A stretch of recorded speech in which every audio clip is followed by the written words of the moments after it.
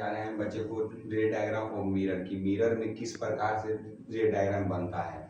तो रे डायग्राम का रूल्स मैंने पहले क्लास में आप लोगों को बता चुका हूँ। इस क्लास में रे डायग्राम कनकेव मिरर बता रहा हूँ कि कनकेव मिरर को हम लोग ऑलरेडी बोल रहे थे, concave mirror is known as converging mirror because all ray light are meet at a focus point, क्योंकि सारा जो रे लाइट रहता है एक फोकस पर मिल जाता है।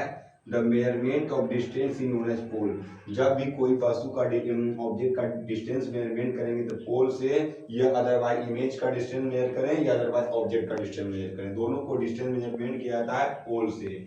ये मिरर का सेंट्रल पॉइंट को पोल कहते हैं, जहां पर सभी रे आग मिलता है फोकस और सेंटर को तीन। आप देखेंगे कि रे डायग्राम में कहाँ से इमेज बनेगा।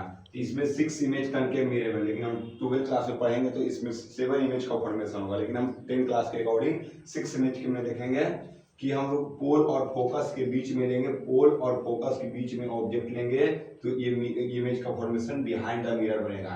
बार बार एग्जाम में पूछता है कि किस ऑब्जेक्ट प्लेस पर रखा जाए कि इमेज का फॉर्मेशन बिहाइंड द मिरर होगा, तो पोल एंड फोकस, और बिहाइंड द मिरर बनेगा तो सारा इमेज कैसा बनेगा, वर्चुअल इमेज।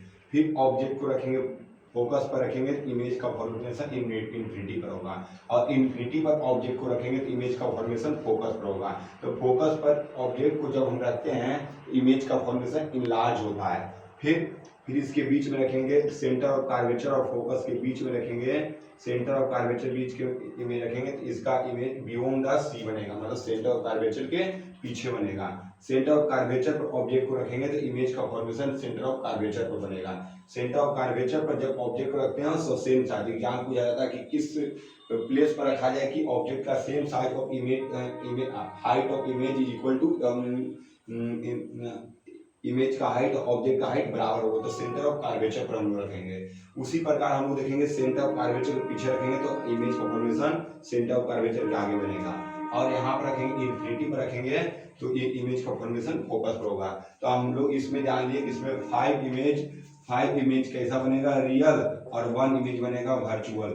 मिरर के जो स्क्रीन के obtain on the screen is known as real image. Real image is are literally meet at a point of focus, but virtual image are not meet true and they are meet of the imaginary line, and the virtual image are not meet of the true line and they are known as imaginary line। virtual image जब formation होगा तो सही में होगा, ये इसमें 6 image बनेगा।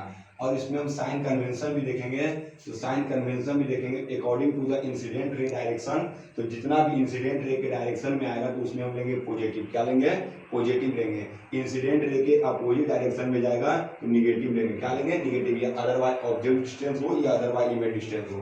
तो उसी प्रकार हम देखेंगे मिरर की जितना पीछे बनेगा ये इमेज बने या इमेज इसका पीछे प्लस होता है, परंतु व्हाट इधर आगे बनेगा front of mirror is known as negative होगा। हम लोग देखेंगे इस पर कि height of image is always positive होगा, height of image always positive because above the principal axis. जो प्रिंसिपल एक्सिस के बनेगा वो पॉजिटिव होगा, प्रिंसिपल एक्सिस के नीचे बनेगा उसमें नेगेटिव होगा। 4 साइन कन्वेंशन याद रखना है। इंसिडेंट रे के डायरेक्शन में बनेगा पॉजिटिव, इंसिडेंट रे का positive direction, negative principal axis के ऊपर बनेगा पॉजिटिव, प्रिंसिपल एक्सिस के नीचे बनेगा नेगेटिव। अब इसके आगे अगले वीडियो में आपको बताएंगे।